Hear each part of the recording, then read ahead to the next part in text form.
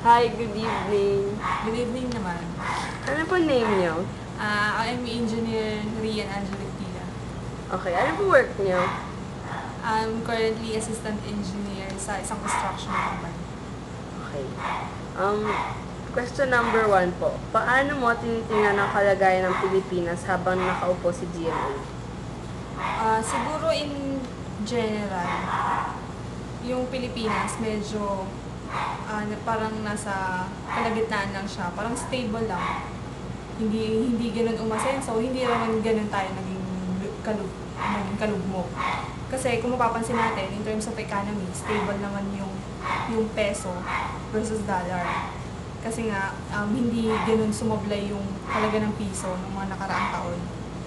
Samantalang, in terms of calamity naman, siguro masasabi ko medyo sablay yung mga diskarte ni Arroyo.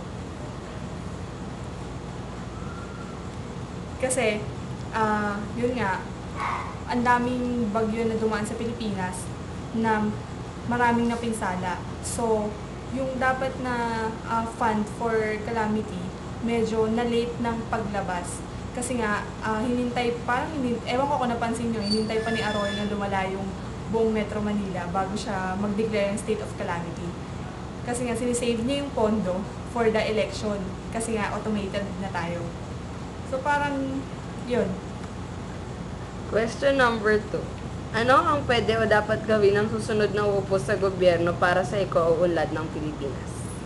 Para sa akin, yung number 1, siguro bawasan yung pork barrel ng mga congressman at mga senator. Kasi doon nag-start yung corruption eh. So, sobrang laki ng pork barrel nila. Nawawalan na ng budget yung ibang system na kailangan pagtuunan ng pansin ng gobyerno. Okay po, salamat. Question number 3. Ano sa tingin nyo ang top 3 na problema sa Pilipinas? Top 3 na problem sa Philippines, of course, number 1, corruption. Napaka-obvious naman yun na yung bansa natin, isa sa mga pinaka-corrupt, hindi lang sa Asia, sa buong Pilipinas, sa buong mundo. Then, kasi number 1, corruption, doon nag-start yung mga sub-problems eh. Yung poverty, then yung low education system. So, yung low education system kasi, masyadong mababa yung kalidad ng edukasyon sa Pilipinas eh.